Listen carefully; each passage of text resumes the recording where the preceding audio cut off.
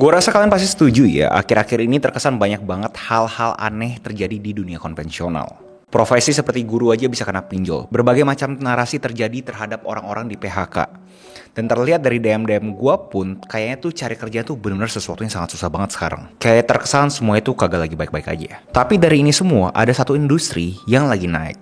Yang tanpa modal, tanpa kantor, tanpa karyawan. Suatu industri yang masih hijau banget. Yang bisa membantu lu menghasilkan pendapatan yang lebih banyak lagi buat lu yang mempunyai keterampilan dan kompetensi. Sekali lagi, gua ulang. Buat lu yang mempunyai keterampilan dan kompetensi. Apa itu industrinya? Industri digital product, di mana semua orang mempunyai kesempatan yang sama di dunia maya ini untuk mendapatkan penghasilan ratusan juta. Dan nope, ini bukan jadi konten kreator toh. Ini menjadi 1% kreator, 1%. Kalau lu yang ngeklik video ini berpikir bahwa wah enak nih ya, gue rebahan aja bisa dapat duit, kagak usah ngapa-ngapain dapat duit nih, gue bener pengen konsumsi video seperti ini. Kalau misalnya lu yang seperti itu, percaya sama gue, video ini bukan untuk lu pada. Dan di sini pun gue pengen memberikan pernyataan, video ini dibuat untuk edukasi, dimana gue bakal mengajarkan kalian gimana caranya kalian itu bisa mencari kesempatan di dunia digital dengan keterampilan dan kompetensinya kalian. Monetisasi kalian punya pengetahuan. Gue yakin kalian udah sering kan ngelihat konten-konten yang nyinyirin bahwa wah ujung-ujungnya jualan kelas tuh sesuatu yang gampang segala macem. Tapi kan pernah pikir gak sih kalau misalnya sebegitu gampangnya, kenapa gak banyak orang yang ngelakuin? Itu pertanyaan. Kenapa konten-konten kreator yang kalian lihat seliuran di dunia maya ini masih mendingan memilih untuk menjadi karyawan para brand untuk ngomong sesuai dengan brand briefnya? Pertanyaan, kenapa kalau misalnya sebegitu gampangnya masih ada aja orang bikin konten abis itu mau aja disuruh-suruh sama brand untuk dapetin duit? Padahal ada jalur yang lebih gampang kan? Pertanyaan. Dan gue rasa gue gak butuh jawab, kalian bisa jawab sendiri. Tipe kreator yang suka menghibur itu biasa cara monetisasinya seperti apa.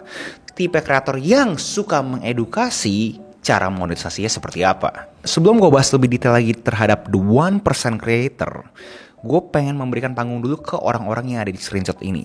Buat kalian yang mirip pemikirannya dengan orang-orang yang di screenshot ini, menurut gue video ini udah pasti kagak cocok buat kalian. Karena video ini pasti kalian berpikir ini video tuh sangat bertele-tele. Atau enggak, mungkin gue kasih kalian kesempatan kali ya, gue coba jelasin kenapa video ini bisa bertele-tele. Jadi gue mau kasih analogi layaknya orang itu membaca buku. Gue yakin pasti kalian setuju gak semua orang suka membaca buku, ya kan? Gue gak tahu kalian, tapi di lingkungan gue buat orang-orang yang gak suka baca buku dan gue rekomendasiin suatu buku, simpelnya, mudahnya mereka tuh menolak dengan ngomong, bos premisnya apa? Kasih tahu gue poinnya aja. Gue gak punya waktu untuk ngebaca 300 halaman. Gue gak punya waktu untuk ngebaca 200 halaman. Gue gak punya waktu untuk ngebaca 100 halaman. Ada aja alasannya. Pokoknya gue gak punya waktu. Tapi mereka mau tahu premisnya, poinnya apa. Dan analogi tersebut menurut gue cocok dengan apa yang terjadi di video-video gue. Kalau misalkan kalian yang berasa bertele-tele karena kalian berasa, bro, gue gak butuh tahu supporting argumennya bro. Lu gak usah kasih tahu gue dari halaman pertama sampai halaman ke-90. Lu cukup kasih tahu gue udah halaman terakhirnya aja, rangkumannya aja. Gue kagak peduli sama supporting argumennya. Dan menurut gue itu ada sesuatu yang bahaya. Karena ngomong apa adanya, kebanyakan orang tuh sekarang sering banget scrolling secara tidak sadar di TikTok lah, Instagram lah, YouTube Shorts. Akhirnya bikin kalian itu otaknya susah mikir, susah fokus. Dan ngomong paling kasar, makin bego. Kenapa begitu? Karena kalian udah kebiasaan kan kayak nge-scroll konten 5 detik, konten 7 detik, konten 5 detik, konten 7 detik. Ya kalau kalian disuruh duduk, berpikir, fokus, konteksan ke kalian punya konteks, ke kalian punya pengalaman selama 20-30 menit, pasti kan berasa ngapain? Udah kasih tahu gua aja sih bos, ngapain lu mikir kiri kanan atas bawah, muter-muter lu bro. Dan muter-muter ini sebenarnya tuh ada alasannya guys. Gua bertele-tele di mata kalian itu ada alasannya. Karena menurut gua yang di atas, yang rangkumannya itu belum tentu cocok sama kalian punya konteks. Contoh aku bilang, rangkumannya adalah kalian butuh digital product dengan social funnel dari A sampai Z. Dan abis itu kalian punya 10 tim. Dan 10 tim itu merefleksikan kalian punya 10 aktivitas di sosial media. Dan abis itu mereka tuh harus report balik ke kalian setiap harinya di jam 5 sore. Pasti kalian berasa, lah kok gitu bro? Gue gak ngerti apa-apa, lu udah suruh gue langsung rangkumannya seperti itu. Bingung kan? Gue coba gambarin ke kalian deh ya. Kebanyakan orang selalu berpikirnya adalah, bro gue cuma mau tahu atasnya aja, yang penting cuan bro. Ya kan? Dimana selalu bilang kalau misalkan cuan itu harus ada solusi. Nah solusi ini harus lu nikahkan dengan yang namanya problem. Nah orang-orang kan cuma mau tahu di atasnya doang nih. Ya kan? Ini baru tip pertamanya doang loh. Ini di atas itu adalah rangkumannya kan. Tapi kan ada fundamental yang menuju ke sana kan. Dan itu kenapa orang-orang tuh males bahwa bro kasih tau gue ini aja gitu loh. Tapi kenyataannya semakin ke atas ini semakin gak relevan buat kalian. Karena fundamentalnya kan ini nih guys. Ini fundamental nih. Semakin ke atas semakin terkontekskan ke kalian punya variabel. Contoh kalian punya variabel modal, variabel keluarga, variabel partner, variabel edukasi. Ini kan terlalu banyak nih di sini nih. Tapi kalau misalnya ngomongin fundamental, harusnya itu kan yang harusnya kalian pikirkan. Untuk kalian di level keduanya, kalian langsung konteksan ke kalian punya situasi. Dibandingkan kalian langsung gak tahu apa-apa, pokoknya di sini aja. Terus kalian coba, kok gak sesuai sama gue ya? Kok gue ngelakuin gak berhasil ya? Karena kalian tuh kagak sama konteksnya sama gue. Dan itu kenapa problemnya kalau misalkan orang tuh kasih kerucutnya doang. Kasarnya kalau misalkan kayak orang-orang terkaya di dunia ini kasih tahu apa yang mereka lakuin setiap hari. Lu lakuin bisa jadi kaya gak? Gak bisa. Karena lu kagak tahu fundamental mereka itu menuju sekarang itu kenapa gitu loh. Dan itu kenapa menurut gue layer-layer di bawah ini tuh penting. Ini tuh critical buat ngebantu kalian itu bisa jadi eksponensial. Bisa mendapatkan penghasilan eksponensial di dunia maya ini. Percaya sama gue, pengetahuan di sini gak bakal mati. Ini tuh yang orang-orang bilang evergreen. It's priceless. Dan ini yang harus kalian bisa akuisisi dan kontekskan ke diri kalian. So ini adalah peringatan terakhir buat kalian yang masih ada di sini. Video ini akan bertele-tele, akan ngebahas supporting argumennya. Layaknya kalau misalnya kalian baca buku, kalian dikasih tahu A, B, C, D, F, G, H, I, J, K, L. Kalian kagak langsung dikasih tahu rangkumannya. Jadi kalau misalkan kalian yang tipenya gak suka bertele-tele, please keluar. Dengan hormat gue minta lu pada keluar. Oke, gue asumsi di detik ini sudah tersaring. Orang-orang yang beneran mau fokus, mau belajar gimana caranya kalian itu beneran bisa jadi the 1% creator. Beneran orang-orang yang belajar gimana caranya itu kalian bisa jualan digital product di dunia maya ini. Orang-orang pada umumnya tahu jualan kelas dan jualan ebook. So, fundamental pertama yang harus kita bahas adalah apa sih keuntungan bisnis ini? Kenapa harus bisnis digital product? Kita ngomongin di zaman dahulu ya, sebelum ada internet segala macam ya. Bisnis physical product kita butuh apa sih? Jelasnya kita butuh modal kan ya. Kita butuh modal, kita butuh kantor, kita butuh karyawan, kita harus ngerti operasional. Dan di zaman sekarang lu harus punya followers lah, lu harus punya banyak inventory. Nah ini kan bisnis pada umumnya nih kan ya. Pada tuh harus punya ini semua untuk bisa jadi suatu bisnis konkret. Tapi apa rasanya kalau misalnya gue bilang ke lu pada ini di digital product hampir gak relevan. Pasti kalian berasa anjrit bro, lu mau nge-scam gue ya? Mana mungkin gak butuh modal, gak butuh kantor, gak butuh karyawan, gak butuh operasional, gak butuh followers, gak butuh inventory. Enggak guys, itu bukan scam. Tapi itu yang namanya bisnis digital product. Kalau dibilang sebenarnya, kalau ngomongin sejarahnya ya sebenarnya ini udah lama. Kalau kalian yang di umur-umur kayak gue, tahun 2007, 2008 ada yang namanya Six Pack Shortcuts. Kalau kalian yang nonton YouTube pasti tahu lah itu siapa, Mike Chang. Dan beberapa lama kemudian ada yang namanya Tai Lopez. Orang juga jualan dia punya course digital product. Terlepas dari kontra-kontra profil-profil yang barusan gue omongin ke kalian, mereka itu bisa dibilangin adalah pionir-pionir digital product di dunia maya ini. Kalau misalkan pionir itu terlalu ekstrim, mungkin bisa dibilang mempopulerkan lah digital product. Kenapa? Karena orang-orang jadi mulai berasa umum terhadap digital product, terutama di Amerika Serikat. Karena ngomongin kita biaya produksinya bisa hampir nol kan. Kenapa begitu? Karena kan mereka cuma butuh mereka punya pengetahuan dan waktu. Dilawan sama orang kalau misalkan kita itu pengen bikin baju. Pasti ada biaya produksi kan, harus beli materialnya, harus sewa mesin jahit, harus beli benang, harus beli label segala macam kan ya. Sedangkan kalau misalnya digital product, biaya produksinya hampir nol. Terus ngomongin marginnya bisa sampai 90%. 10% itu kalian cuma bikin konten, mau itu organik ataupun ads. Terus kalau misalkan udah ada penjualan berikutnya, kalian punya CAGS kan udah sekali dong, biaya produksinya sekali doang kan ya. Karena produksi sekali, jual berkali-kali. Jadi kalian punya margin makin infinite tuh. Dan belum kalau misalkan kalian punya suatu jasa, kalian bisa upsell jasa-jasanya kalian. Dan saat video ini dibuat, bisa dibilang tuh digital product di Indonesia tuh lagi mendapatkan momentum. Udah banyak banget orang-orang tuh yang menghasilkan ratusan juta, puluhan juta, bahkan ada yang miliaran per bulannya lewat digital product. Ya bayangin aja bisnis tanpa modal gitu loh. Ngomongin website, sekarang udah ada yang namanya lnk.id, Linkit. Kalian bisa langsung jualin, habis itu bisa bikin pasukan affiliate juga lewat Linkit. Semua tools sudah siap, tinggal pakai satu website ini udah beres. Kalian bisa email blast, kalian bisa bikin appointment, kalian bisa upload digital product, kalian bisa bikin leads magnet lewat blog. Jadi semua tuh serba gampang sekarang. Tapi ya kenapa cuma segelintir orang doang yang bisa sukses?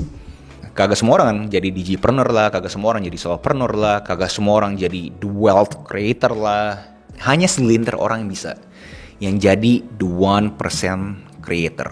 Di sini gue mau masuk ke mindset.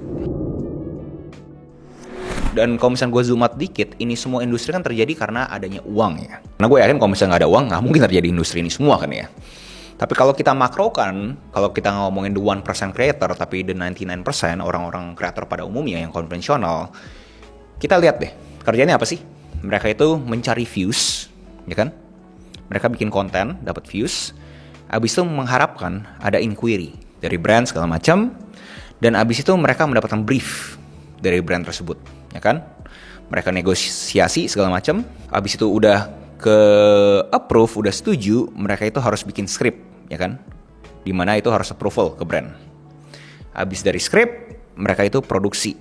Nah, mereka produksi, abis itu masih mungkin aja ada namanya revisi loh guys ya. Itu yang sangat tanda kutip orang-orang industri kreatif tuh sangat benci tuh, revisi.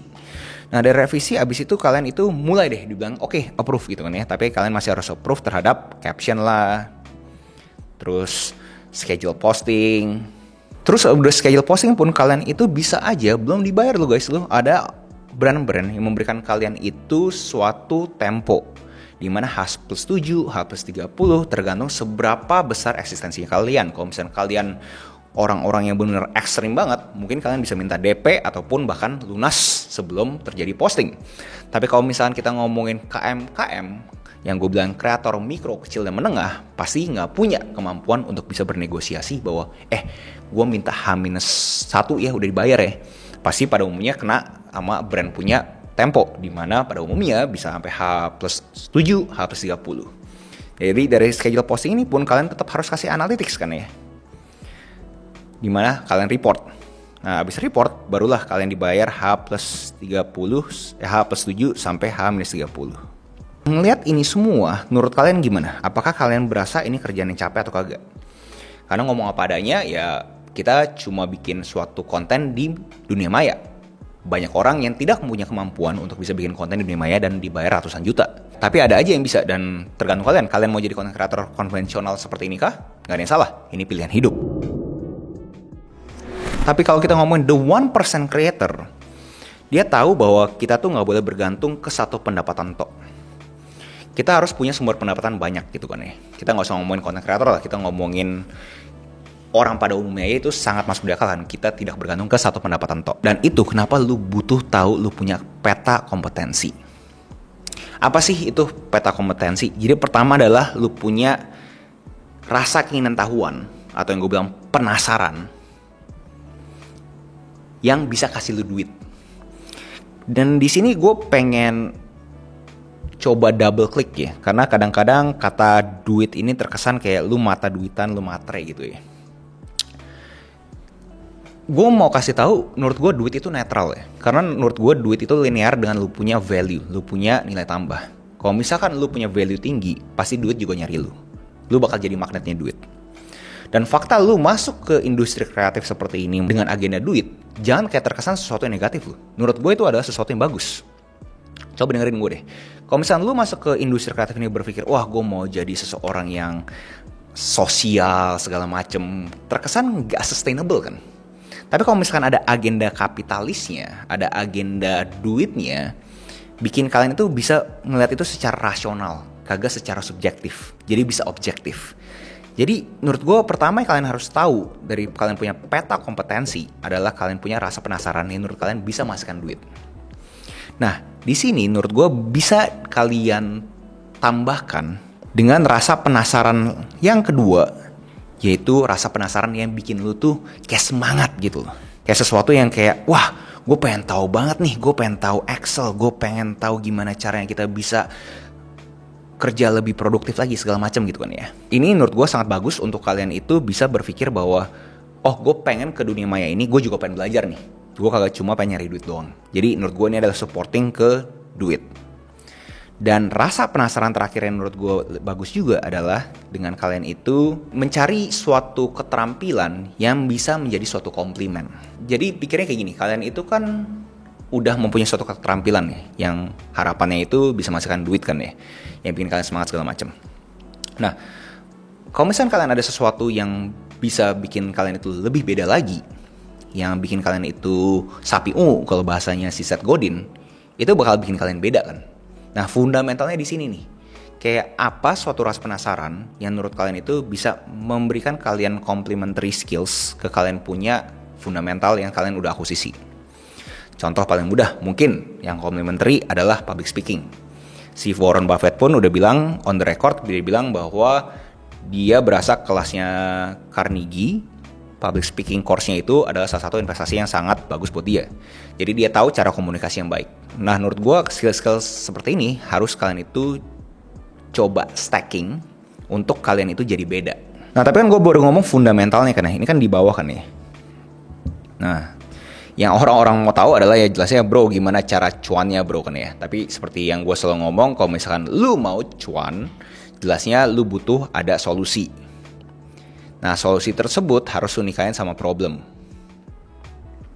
Itu kan udah gue bahas di video-video gue sebelumnya, jadi gue gak butuh bahas lebih detail di sebelah sini. Tapi dari ini semua, untuk menuju ke sini, lu butuh rangkaian yang lainnya dahulu. Ini semua lu butuh nikahin di satu tempat yang menjadi diri lu sendiri. Ini you, ini diri lu di sini. Ini kan udah jadi lu punya personal branding, lu punya prinsip, lu punya konsep. Pokoknya bikin lu beda gitu kan ya. Orang di sini harus mencari topik apa nih yang dia mau bahas di media sosial. Apa aja menurut lu sesuai dengan karakter ini, dengan fundamentalnya ini, topik-topik apa aja yang menarik nih untuk orang-orang itu berasa bisa cocok gitu kan ya. Bisa relatable, bisa dapat frekuensi yang sama. Dari topik tersebut barulah kalian masuk ke dunia konten. Dimana di konten tersebut kalian itu harus bisa mencocok-cocokkan ke problem, ke suatu masalah yang kalian itu nanti akan bisa berikan solusi yang akhirnya cuan. Tapi sekali lagi fundamentalnya itu kagak bisa kalian itu langsung ke sini. Kebanyakan orang bilang berasa oh yaudah bro gue langsung ke sini aja gitu kan. Tapi sekali lagi kalau misalnya kalian kagak ada ininya nih, ini bawah ini, apa yang ngebuat kalian beda di sini? Orang pasti berasa, lu siapa gitu kan? Kenapa gue harus percaya sama lu? Gue skeptis sama lu. Jadi banyak banget hal-hal yang tanda tanya di atas kalau misalnya lu kagak punya fundamental di bawah. Dan itu kenapa gue bertele-tele. Karena lu harus tahu apa nih yang bikin lu punya skill itu beda gitu kan ya. Karena sekali lagi gue berasa skillnya lu harus berhubungan dengan duit. Menurut gue gak ada yang salah guys. Skill yang berhubungan duit kalian nikahin dengan skill yang benar-benar bikin kalian tuh pengen semangat banget, kalian pengen kejar, kalian gak sabar untuk ngomongin, terus kalian nikahin lagi dengan skill yang complementary ke kalian punya skill yang kalian udah punya. Menurut gue itu akan bikin lu tuh beda. Dan ini yang gue bilang adalah lu punya peta kompetensi menuju lu punya cuan. Dan setelah lu menyelesaikan lu punya peta kompetensi, lu butuh menginventariskan lu punya digital product. Kalau lu lihat orang-orang pada umumnya punya digital product tuh nggak cuma satu kan nih. Dan pada umumnya selalu ada yang gratis. Coba deh lu cek beberapa kreator yang jual digital product, yang jualan informasi, pasti ada aja kan kelas gratis sama atau ebook gratisnya atau apapun lah, pokoknya sesuatu yang gratis. Dan gue mau menggarisbawahi kata gratis. Kebanyakan orang selalu mikir bahwa gue pengen cuan. Bener, nggak ada yang salah. Maksudnya kayak gue bilang kan, lu kesini sama agendanya cuan, bener menurut gue gitu. Tapi kalau misalnya fakta bahwa lu nonton video gue sampai sini dan lu masih belum pernah pecah telur dari lu punya Linkit, lu buka sekarang tuh lu punya Linkit masih 0, itu memberikan indikator bahwa lu belum berhak mendapatkan uang dari dunia maya ini. Karena sekali lagi, apa sih digital product ini? Apa yang kita jual dari digital product ini? Coba deh kalian berpikir. Yes, udah kepikiran? Depannya I, gue kasih tahu ke kalian. Belakangnya I juga. Yap, informasi guys. Ngomong apa adanya, pokoknya itu informasi yang kita jual kan ya.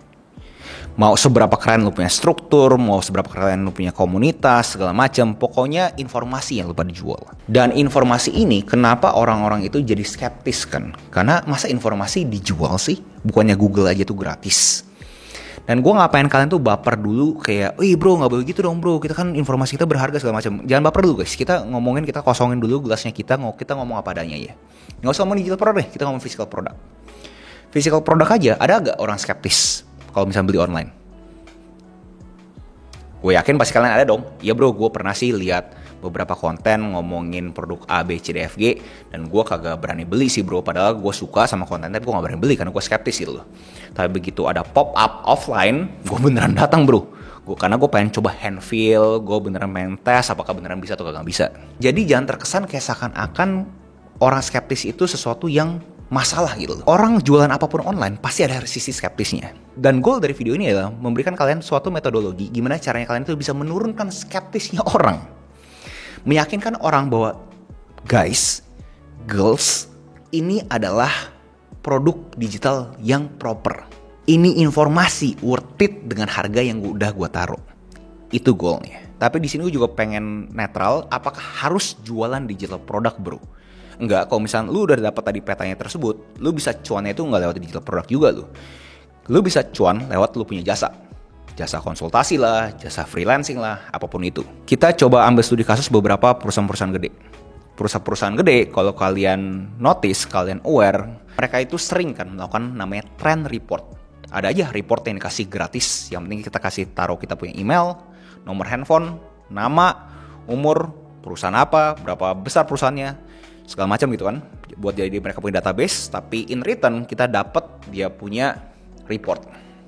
Dan kadang-kadang mereka juga kasih webinar gratis kan, kayak Trend Report 2024 gratis, datang aja gitu kan ya, ada pembicara A, B, C, D, F, G gitu loh. Nah kita datang segala macam ya, dan mereka nggak bohong gitu, dan itu event gratis gitu. Tapi apa sih yang mereka mau coba jual gitu kan? Karena sekali lagi, there's no such thing as free lunch. Nggak ada nih. Semua yang terjadi di hidup kita pasti ada suatu transaksi komersilnya. Mau itu dari sisi uang, database, waktu, apapun itu. Dan buat kalian yang berasa kayak, bro gue masih gak paham bro, kenapa mereka ngelakuin itu? Simple, mereka mau memberikan otoritas. Mereka mau memberikan impresi, mereka itu the best. Perceive value, mereka mau menunjukkan bahwa gue tuh tahu sesuatu. Dan kalau misalkan lu pengen menggunakan report ini demi kepentingan perusahaan lu bisa pakai jasanya gue. Dan itu yang mereka jual. Jelasnya mereka gak memaksa, tapi buat kalian kebayang aja, itu fungsinya kenapa mereka itu memberikan trend report cuma-cuma untuk jadi database dan jadi mereka punya leads magnet. Jadi di sini mungkin gue mau kasih tahu kalian, kalau misalkan kalian udah melakukan ini semua, nggak harus ke digital product juga. Maksudnya kalau misalkan kalian itu berasa bahwa ini sesuatu yang sangat cringe, kayak nggak cocok lah bro, di Indonesia belum siap segala macam, it's okay guys, kalian bisa melakukan namanya konsultasi gitu loh. Ataupun jasa apapun yang kalian bisa berikan, bisa konsultasi ataupun bahkan kalian tuh bisa memberikan, kalian punya jasa freelance. Bisa aja dari kalian punya leads magnet. Oke, setelah lu inventariskan lu punya digital product ya, kayak apa aja yang lu bakal jual, lu punya leads magnet kan tadi udah. Terus lu mungkin jualan lu punya ebook, harganya berapa? Lu jualan lu punya pre-recorded course, harganya berapa? Lu jualan lu punya live webinar, harganya berapa? Udah terinventaris kan semuanya kan ya. Jelasnya lu butuh 2 hal lagi setelah lu melakukan inventaris tersebut. setelah lu punya inventory,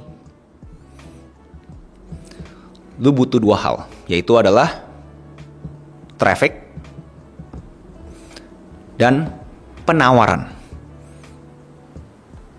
Atau bahasa Inggrisnya ya offer. So di sini gue pengen ngomongin traffic dulu ya. Jadi maksud gue traffic apa sih? Mungkin banyak orang yang berasa kayak pikir traffic itu kan bukannya macet ya bro. Enggak. Maksudnya adalah traffic itu adalah saat orang itu masuk kita punya akun media sosial.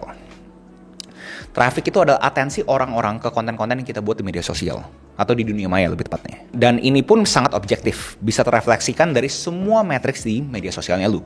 Kita ngomong berapa banyak DM yang lu dapet, kita ngomong berapa banyak views lu dapet, berapa banyak like, share, segala macem. Dan banyak orang berasa bahwa bro ini kan di luar kontrol kita dong bro ya. Dimana traffic kan yang gak ada yang tahu lah, kan algoritma Instagram kan bisa berubah-ubah kan gitu kan ya. Yes, secara teknis benar kalau misalnya kan kita ngomongin media sosial ada aja beberapa tipe konten yang bisa didorong lebih sering dibandingkan tipe-tipe konten lainnya. Dan itu mungkin video tersendiri. Tapi jangan berpikir bahwa traffic ini adalah hal yang benar kagak di luar kontrol lu. Kan sekali lagi ya, traffic itu adalah berapa banyak orang tuh mengkonsumsi konten lu dan engage sama lu nih. Tapi ada lu ini kontrolnya lu. Dimana kita ngomongin lu selalu bisa bikin upload konten terus kan ya. Tapi jadi kalau misalnya lu sekarang baru konten ke-7 ya jangan bawel, bikin dulu konten ke-100 ya kan. Kita setuju kan, upload konten adalah hal yang bisa kita kontrol.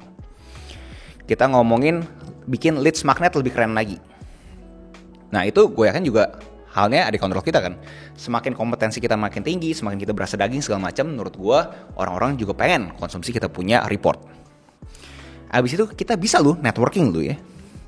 Jelasnya sekali lagi, ini networking adalah sesuatu yang bisa dibilang overrated. Kalau misalkan lu tidak mempunyai kompetensi terhadap lu punya digital product. Jadi lu kayak masuk ke suatu event, tapi lu sendiri punya digital product ternyata lu buat dari AI dan lu kagak cek. Dan bahkan lu kagak tahu AI itu ngomong apa. Lu cuma pokoknya, jadi ebook terus udah gue jual Canva, that's it gitu. Nah, networking bakal kagak ada gunanya. Karena lu sendiri pun gak punya pengetahuan apapun gitu kan nih. Abis itu kita ngomongin komunitas. Itu juga dikontrol lu.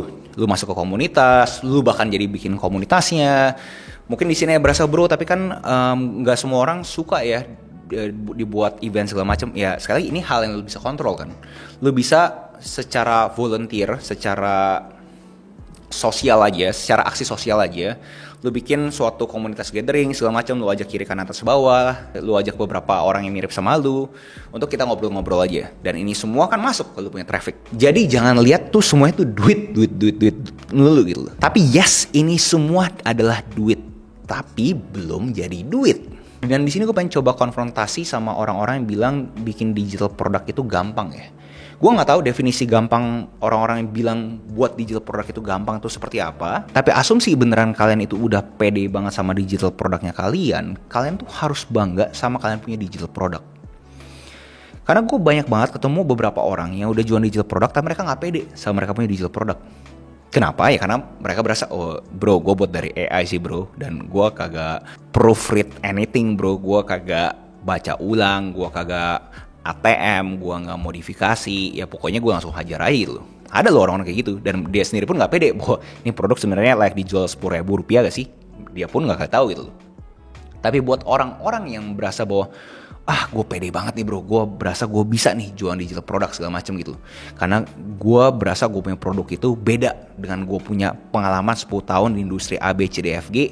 Dan ini semua ada studi kasusnya. Kagak gue cuma ngemeng-ngemeng doang, kagak gue cuma simulasi, beneran ada studi kasus nyatanya. Nah di situ kan jadi lebih enak kan kalian itu melakukan suatu penawaran, offernya apa gitu loh. Harganya sekian karena apa, harganya sekian karena apa. Gak cuma nerawang karena kalian mikirnya, gue pokoknya pengen cuan aja sih bro, gue pengen dapat 10 juta per bulan. Ya pokoknya dari 10 juta per bulan itu gue butuh ada 10 sales, berarti satu produk digital produk gue ya 1 juta. Sesimpel itu sih bro. Gak bisa mikirnya dari sana gitu loh. Ini semua tuh adalah interconnected, dimana kalian harus mikirin bahwa kalian itu pede gak sama digital produknya kalian. Fakta kalau misalkan kalian itu berpikir bahwa gue sendiri gak pede, ya berarti kalian itu belum siap menerima cuan dari digital produk. Karena ngomong padanya ya bisa dibilangin ya kalian belum siap. Kalau kalian belum siap, menurut gue lebih cocok jadi digital product dropshipper.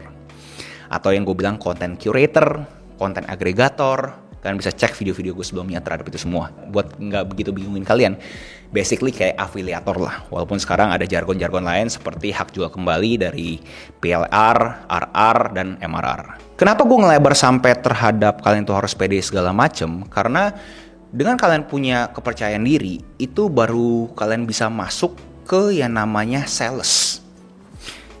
Sekali lagi, yang kita mau apa sih? Cuan kan ya. Kalian yang klik video ini pasti kalian yang pengen adalah, bro gimana caranya gue jadi cuan? Gue gak peduli segala macam, pokoknya cuannya gimana. Nah, untuk jadi cuan harus terjadi sales kan ya. Sales datang dari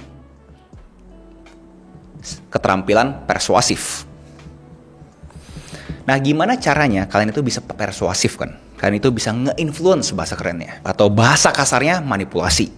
Bahasa super kerennya, kalau si Seth Godin bilang, storytelling. Dan buat kita bisa ngomongin ini secara objektif, namanya sales yang efektif ya berarti terjadi sales kan ya. Closing. Dan menurut gue ada beberapa komponen yang bisa gue sharing terhadap gimana caranya kalian itu bisa lebih persuasif lagi ke kalian punya digital product. Pertama yang gue bilangin kan ya, adalah value. Kalau misalkan kalian gak punya nilai tambah, kalian gak pede, percuma guys. Gue ngulang-ngulang ini lagi, yang kalian mungkin di sini ada yang berasa kok dia omongin lagi sih bro, gue ngerti segala macam. Bukan karena gue itu kagak tahu mau ngomong apa, karena gue pengen kalian tahu seberapa gue peduli banget sama kata ini. Kenapa gue selalu ngomong value entertainment creator, dimulai dari value, bukan entertainment dulu, bukan enter value creator. Karena gue percaya kalau misalnya kalian sendiri nggak pede berasa bahwa itu produk digital sampah, nggak layak untuk dikonsumsi, ya percuma guys, nggak mungkin kemana-mana. Jadi pertama adalah kalian harus tahu dulu produk digital yang kalian itu memang punya suatu value yang kalian bisa komunikasikan dengan baik untuk kalian itu jadi persuasif. Dari sana kalian juga harus bisa melakukan suatu komitmen. Kalian itu harus bisa konsisten dengan kalian punya gaya komunikasi. Jangan ngomongin bahwa bro ini adalah suatu digital produk dalam 30 hari lu bisa mendapatkan hasil sekian, terus mendadak sebulan kemudian lu bilang oh enggak 30 hari 14 hari gitu loh. Dan dari kalian punya konten segala macam pun memberikan kesan kalian itu nggak konsumsi digital produknya kalian. Nah itu kan jadi suatu pertanyaan. Jadi kalian itu harus bisa membuat beberapa studi kasus untuk ngedorong kalian punya argumen, untuk kalian itu bisa lebih persuasif lagi. Di bagian ini semua bisa dibilangin kan ini kalian masih self-proclaim kan ya, dimana kalian itu berasa bahwa ini yang gua udah alamin, udah ada studi kasusnya, tapi masih kalian punya self-proclaim kan. Tapi mungkin udah ada beberapa orang nih yang kena kan bahwa oke, gue percaya sama si Agus, gue pengen coba deh dia punya habit 30 gitu. Bener gak sih dalam 30 hari bisa ngubah hidup gue gitu loh. Nah dari sana kalian harus dapetin juga namanya social proof. Nah di social proof ini kalian akan mendapatkan suatu testimoni dari kalian punya orang-orang yang sudah mencoba digital produknya kalian. Di sana akan teramplifikasikan kalian punya personal branding, bahwa ternyata digital produk tersebut memang benar ada dagingnya, memang benar bisa bikin ngebantu gue jadi lebih bagus lagi, jadi lebih positif lagi. Nah di sini ada sesuatu yang sangat subjektif, yaitu adalah liking. Kayak seberapa kalian itu gampang untuk disukain. Banyak orang untuk ngehack ini semua untuk dapat atensi luar biasa, mereka itu pokoknya nggak pernah main di tengah. Mereka tuh harus kontras banget, antara kontras yang jahat banget atau kontras yang baik banget gitu kan ya. Permainan liking ini adalah kalian itu harus bisa orang-orang itu suka sama kalian. Nah untuk orang-orang benar-benar jadi kalian punya true fans garis kerasnya kalian harus mempunyai sudut pandang yang kontras juga dong, antara kesana atau kesana. Karena kalau di tengah-tengah orang berasa dia normal lah gitu kan ya. Tapi kalau misalkan kalian itu di sebelah kanan atau di sebelah kiri, orang berasa wih gak normal nih orang nih, dan gue kayak cocok nih sama dia. Dan di liking ini akan ngebantu kalian untuk jadi mudah untuk bikin sales. Dan belum kita ngomongin otoritas. Banyak banget kan orang-orang masuk podcast lah segala macam, memberikan kesan bahwa wah ini orang penting nih gitu kan ya. Klip-klipnya itu juga dipotong-potong kayak seakan-akan ini orang ada seseorang yang luar biasa banget. Kayak ini orang ngomong apapun pokoknya dia petir gitu kan ya. Kayak bener sesuatu yang dagingnya luar biasa gitu loh. Nah ini 3 kalau kalian jadi satu ini basically apa sih? Adalah yang gue ngomong community proclaim. Jadi self-proclaim tersebut nggak bakal ada faedahnya kalau misalkan kalian itu kagak ada community proclaim. Komunitasnya kalian itu harus bisa ngebantu kalian punya self-proclaim. Karena kita masuk ke media sosial, sekali lagi kita bukan siapa-siapa kan ya. Ya kayak contoh sekarang, gue yakin mayoritas dari kalian juga nggak tahu Agus Dewa Halim siapa sih. Gue nggak pernah tahu dia punya bisnis selain bisnis produk digital dia. Mungkin itu pertanyaan buat kalian kan. Nah, gimana caranya gue itu harus mempunyai suatu komunitas yang bisa ngebantu gue punya self proclaim. Gue punya bisnis ABCDFGHIJKL, dan apakah itu benar atau salah? Dan orang-orang yang masuk ke produk digital gue bakal tahu bahwa si Agus tuh beneran punya daging atau kagak. Dan saat orang-orang ini mau untuk mengamplifikasikan gue punya kedagingan, itulah jadinya community proclaim. Dan ini kalau disatuin jadi luar biasa. Dan terakhir yang menurut gue semua orang harusnya tahu, semua orang yang pernah belajar sales tahu, adalah yang namanya scarcity. Apa sih scarcity? Ya lu harus kasih suatu keterbatasan. Manusia apa sih yang paling susah? FOMO kan ya, fear of missing out. Kayak terkesan kayak aduh gue takut nih gak gini, gue takut nih bla bla bla bla gitu kan. Kayak serem gitu kan nih. Dan digital product dikasih scarcity itu bisa eksponensial banget gitu. Itu kenapa kadang-kadang orang kasih bilang bahwa gue cuma nyari 10 orang doang. Gue cuma nyari 3 orang lagi. Ini penawaran terbatas. 2 jam lagi harga berubah. Itu semua kan permainan FOMO-FOMOan yang mereka kan. Untuk kayak seakan-akan anjrit, gue kalau misalnya nggak check out sekarang bakal ada sesuatu yang berubah nih gitu loh. Dan gak cuma dalam penawaran juga dalam konteks orang-orang dari community juga. Komunitasnya berasa, anjir kok bagus-bagus terus ya. Kok orang-orang yang masuk komunitas dia semuanya udah berpenghasilan semua ya. Udah jadi orang-orang sukses nih gitu kan. Nah mereka juga makin FOMO dong. Anjir tuh udah sukses, gue juga ikutan nih gitu. Nah scarcity ini akan mengamplifikasikan semuanya. Mungkin aja kalian udah ngelakuin ini semua. Mungkin ya. Dimana kalian udah coba melakukan apa yang gue ngomong, tapi kok masih belum ada sales ya bro. Lu cuma ngemeng doang dong gitu ya. Jelasnya gue gak bisa guaranteed sales ya guys ya. Metodologi yang gue sharing adalah yang gue kasih tahu ke kalian. Orang-orang ngelakuin ini. Apakah gue bisa guaranteed sales setelah kalian melakukan ini semua? Harusnya sih terjadi. Probabilitasnya besar untuk terjadi. Tapi kalau disuruh jamin, ngomong padanya. Dokter bisa jamin gak? Gak bisa guys. Kita gak usah ngomongin yang kematian atau gak kematian lah ya. Kita gak usah ngomongin kematian dan kehidupan deh. Kita ngomongin pada umumnya. Kita luka, dijahit, bisa bilang gak bahwa jahitannya itu gak bakal kelihatan? Dijamin 100%. Dokter pun gak berani ngomong dijamin 100% kan. So kalau dibilangin dijamin, jelasnya gue kagak bisa jamin. Tapi kalau misalkan lu kasih tau gue kayak memperbesar gak kemungkinan orang itu bisa beli produknya kita, dan alhasil memperbesar kemungkinan kita untuk sukses. Mungkin banget memperbesar. Jelasnya sangat memperbesar. Jadi dari persuasif ini lu harus bisa tahu gimana caranya lu merancang lu punya digital product ataupun kalian punya konten. Pertama di landing page LinkedIn-nya lu harus selalu bisa mengamplifikasikan lu punya problem. Karena sekali lagi orang tuh harus bisa masuk ke lu punya problem. Ini lu amplifikasikan, dan ini nggak cuma dalam landing page ya, mau di konten lu segala macam, lu juga harus amplifikasikan problem ini kan. Habis itu, layaknya orang-orang sales yang jago, lu tuh harus bisa kayak dokter, dimana lu kasih pertanyaan-pertanyaan di sini, questions.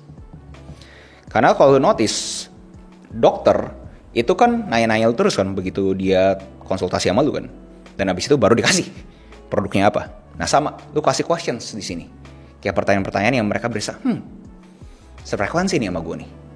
Gue setuju nih. Iya nih, emang gue kayak gini gitu kan ya. Nah, abis itu di sini lanjutannya lu harus kasih confirmation bias. Ini adalah trik psikologi orang kan ya. Dimana kita ngomongin, dan bahasa netizennya adalah cocoklogi. Kalau bahasa keren ya, confirmation bias adalah kita mempunyai kecenderungan untuk mencari narasi yang mendukung kita punya keputusan. Untuk kita bisa dapat suatu confirmation bias ini, kita harus punya cerita-cerita yang sama dong. Orang-orang yang masuk ke lu punya landing page, orang-orang yang masuk ke kontennya lu, harus ada beberapa studi kasus yang berasa, ini kok dia sama ya sama gue ya.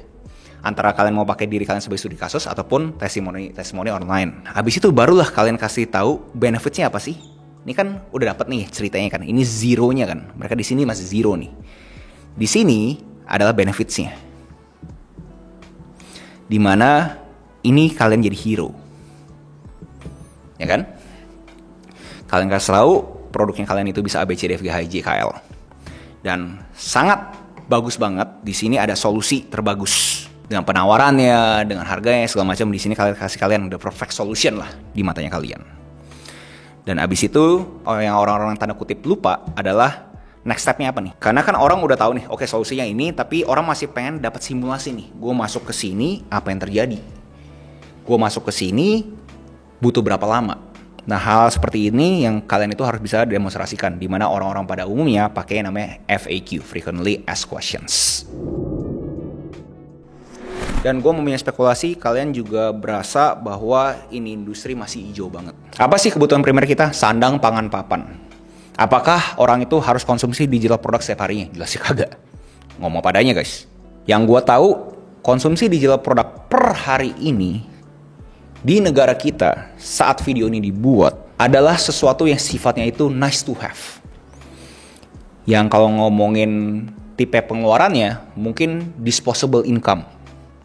Mereka berasa ada income yang gue coba lah 49.000, 99.000, 150.000. Tapi itu kan sekarang kan ya. Asumsi forecastingnya kita terhadap negara kita benar. Di 2040, 2045 Indonesia emas, kita jadi top 5 countries in the world. Alhasil GDP kita makin tinggi, alhasil orang-orang pendapatnya makin tinggi. Apakah digital product ini bisa menjadi sesuatu? Pertanyaan. Tapi kalau lu nanya spekulasinya gue berasa bisa jadi sesuatu. Karena harusnya kalian juga sering dengar ini, bahwa banyak orang yang mulai resah dengan edukasi formal. Walaupun edukasi formal jelasnya ada marketnya. Tapi makin banyak demand terhadap edukasi yang informal. Dan itu pun gue notice di LinkedIn. Banyak banget kreator-kreator yang jualan kursus bahasa asing. Contoh kursus Mandarin lah, kursus bahasa Inggris lah, bahkan ada yang kursus bahasa Korea. Dan itu pun penghasilannya sudah puluhan juta setiap bulannya. So itu kenapa gue bisa bilang ini industri masih hijau banget. Kalau misalkan kalian itu kesini cuma ikut-ikutan tren doang, menurut gue sangat sayang. Apalagi kalian yang bener-bener seperti profilnya yang di awal video ya. Kalian yang punya high value-nya tinggi, kompetensi tinggi, keterampilannya tinggi. Tapi kalian di sini ikutin tren doang. Salah gak sih ikutin tren? Gak ada yang salah gitu. Kalian ikutin tren, it's okay gitu. Tapi kalian harus mikir, oke, tren pasti ada habisnya. Kita ngomongin, mungkin setahun kemudian tren ini habis. Mungkin aja kan ya. Kita ngomongin TikTok Shop, berapa lama sih? Gak ada yang tahu. Makanya banyak banget orang-orang sekarang ngomong digital product kan ya. Kalau gue punya analogi lah ya, TikTok Shop di 2021. Nah TikTok Shop 2021 kita lihat hype-nya berapa lama tuh? Kalian bisa jawab gitu. Menurut gue sih sampai sekarang aja masih hype gitu. Tapi walaupun nggak se-hype dulu, tapi sampai sekarang aja masih ada orang bisnis-bisnis yang akhirnya bisa gendut, omsetnya tinggi dari TikTok Shop. Digital Product 2024, gue ngeliat kayak TikTok Shop 2021. Semua orang punya pandangan berbeda. Menurut kalian tren ini bisa berapa lama, terserah kalian. Tapi poin yang gue pengen sampaikan adalah kalian harus lihat jangka panjang. 5-10 tahun kemudian, setelah tren ini tanda kutip habis, fokus bisnis digital kalian kemana? Menurut gue, kalian yang benar-benar serius di dunia bisnis digital produk, kalian harus mikir lebih panjang lagi. Di balik lagi, kalau misalnya ditanya, gimana sih cara jualan kelas? Yang dibilang jualan kelas tuh gampang banget gitu kan ya. Kalian lihat aja gitu, ini video udah berapa lama kan? Panjang kan ya, dan kalian butuh dokumentasi semuanya loh. Sekali lagi loh. Kayak gue cerita tadi, ada zero to hero kan ya. Dari nolnya sampai sekarangnya. Itu kan harus dokumentasi gitu, dan itu panjang banget gitu loh. Jelasnya ada beberapa hack untuk kalian itu bisa lebih cepat. Yang kalian mungkin notice ada beberapa figur-figur yang berani untuk kontras. Pokoknya gue ngomong ngasal aja, bikin sesuatu yang kontroversi. Tapi terserah kalian, itu menurut gue adalah pilihan hidup. Tergantung kalian itu mau hidup dikatain orang atau kalian hidup netral. Menurut gue itu adalah pilihan hidup, gak ada benar, gak ada salah. Di akhir video ini mungkin gue mau kasih kalian suatu action steps ya. Buat ini video gak terkesan kayak ngeblah banget. Kayak bro, gue pengen suatu aksi nih bro. Lu udah ngomongin segala macam supporting argumen. Gue harap ini layaknya buku yang ada action stepsnya di akhir bukunya. So, kalau kita ngomongin action steps pertama adalah kalian harus mikirin 1 tahun ke depan kalian itu punya misi apa. Terus kalian pikirin, kalau misalkan misi terlalu susah, kalian mau jadi kayak siapa? kalian juga harus mikirin juga 2-3 topik yang kalian suka banget. Expertise apa sih yang kalian tuh sekarang tuh bener berasa, wah bro, kalau misalnya gue ngomongin video editing, kalau misalnya gue ngomongin copywriting, gue tuh jago banget. Jadi expertise kalian sekarang tuh apa? Jadi coba kalian breakdownin deh. Ini kan fundamentalnya kalian nih. Kalian start di sini kan ya. Nah, langsung masuk abis itu berikutnya ke kalian punya gimana caranya kalian itu bisa growing content. Nah, di growing content ini kalian itu jangan mikir algoritma segala macam. Pokoknya menurut gue kalian butuh yang namanya engaging. Maksudnya engaging apa? Jadi jangan terkesan kayak kalian tuh si paling keren, kalian kagak mau DM, kalian nggak mau komen. Dan itu pun nggak cuma di dalam konteksnya kalian punya akun doang ya. Maksudnya kalian itu juga harus komen di orang lain, buat orang itu bisa komen balik ke kalian segala macam. Dan networking dengan orang-orang yang mirip sama kalian untuk kalian bisa dapat POV lain. Jelasnya ngonten terus. Jangan terkesan kayak, bro gue udah ngonten 7 konten tapi abis itu gue udah gak berani ngapa-ngapain lagi. Jelasnya itu konyol banget. Kalian di sini gak ada yang gampang. Kalau misalkan kalian sampai sekarang masih belum dapat kalian punya keviralan, ya berarti kalian belum cukup kontennya. Sesimpel itu. Gue aja pribadi video ke-83 gue baru FYP di TikTok. Video ke-67 gue baru monetisasi di YouTube. Dan kalian itu juga yang gue bilang punya metode namanya retweet. Kenapa ini penting? Kebanyakan orang kalau misalnya ngomongin konten harus berasa kayak sesuatu yang original banget kan. Menurut gue kalian tuh retweet aja bisa loh. Jadi kalau kalian nggak tahu di Twitter itu sekarang namanya jadi X, itu ada namanya tombol retweet gitu. Kalian retweet, tapi abis itu kalian bisa konteksan kalian punya opini terhadap konten tersebut. Yang bahasanya gue ada news aggregator. Jadi kalian dibandingin pusing konten A, B, C, D, F, G, kalian cari aja konten yang viral, terus kalian twist dikit dengan kalian punya opini. Menurut gue itu cara konten tergampang. Abis itu kalian harus berani tidak disukai. Itu adalah kunci-kunci untuk kalian itu bisa growing kontennya kalian. Maksudnya apa bro, berani tidak disukai? Ya ngomong apa adanya gitu. Kita kan jualan informasi ya. Pasti banyak orang-orang nyinyirin kalian gitu. Karena jualan produk fisik kayak banyak orang lu ngatain kalian loh. Kayak misalnya barangnya jelek segala macam, orang ngatain kalian juga kan. Ya produk digital juga sama gitu. Kalau misalnya kalian kagak siap untuk dikatain orang review kalian lihat komen ada yang ngekritik kalian langsung jatuh. Ini industri mungkin nggak cocok buat kalian. Karena sebegitu gampangnya orang ngeliat informasi terus bisa gini doang. Gampang banget loh guys. Kalau misalkan baju mungkin orang masih berasa kayak at least gue masih bisa pegang lah gitu kan hasilnya, tapi gue ngatain brandnya gitu kan ya. Tapi kalau misalkan digital produk itu kan sangat ekstrim tuh, orang tuh bisa berasa anjir gini doang gitu, dikatain scam lah, MLM lah segala macam gitu kan. So kalian harus benar-benar berpikir apakah kalian itu siap mentalnya. Dan kalau misalkan asumsi kalian udah siap dari itu semua, kalian itu harus menggunakan yang namanya lnk.id, LinkedIn. Kenapa? Karena di situ kalian itu langsung bisa masuk aja bikin LinkedIn-nya kalian, jual digital produk kalian, nggak ada setup fee sama sekali, benar-benar gratis.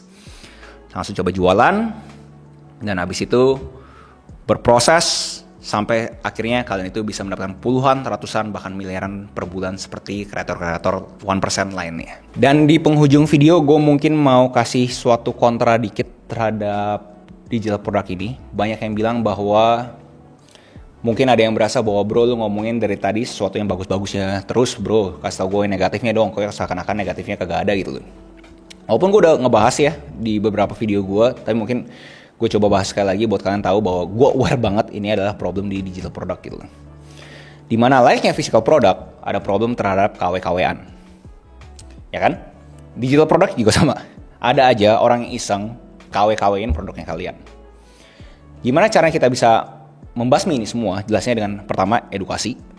Untuk orang-orang yang jual digital product ini dikasih etika. Etika digital product nggak kayak gini gitu. Tapi like physical product ya mau diedukasiin gimana pun pasti ada aja kan. Apalagi kita di negara berkembang gitu. Kalian lihatlah di pasar berapa banyak orang yang tanda kutip KW-KW-in, bukan tanda kutip beneran KW bahkan. Beneran KW brand-brand besar internasional. Banyak banget kan. Dan itu menurut gue adalah kelemahan digital product. Kalian punya kompetensi, keterampilan, pengetahuan bisa tanda kutip diambil, dimodifikasi dan langsung jadi produk lain. Contoh, mungkin aja loh ada aja orang-orang yang ngambil dari konten gue yang ini dan dijadikan digital produk, dijadikan ebook. Mungkin aja loh kayak ada orang bikin kayak ebook cara jualan kelas dari nol. Mungkin aja loh ada loh. Dan gue harap kalau misalkan kalian beneran ada yang ngelakuin itu, jangan lupa pakainya LinkedIn ya. Tapi all jokes aside, mungkin aja gitu. Jadi semua informasi di YouTube, di internet ini kan semua kan gratis kan ya. Bisa aja langsung jadi repackage jadi digital product. Tapi sekali lagi, kalau misalkan orang cuma mikirin di atasnya doang, menurut gue itu kagak bakal lama. Orang yang bisa beneran bertahan 5-10 tahun kemudian sampai kita ngomongin Indonesia emas adalah orang-orang yang ngerti fundamentalnya. Jadi buat kalian yang tertarik untuk beneran masuk ke digital renaissance yang si Denko bilang, atau yang gue bilang jadi the 1% creator, gue ngundang kalian semua untuk langsung register aja ke lnk.id, link it. Itu aja. Next video apa yang menurut kalian menarik untuk gue bawakan? Tinggal komen aja di bawah. Jangan lupa like, comment, subscribe, nyalain notifnya, share ke teman kalian, and I'll see you in next video. Salam kreatif.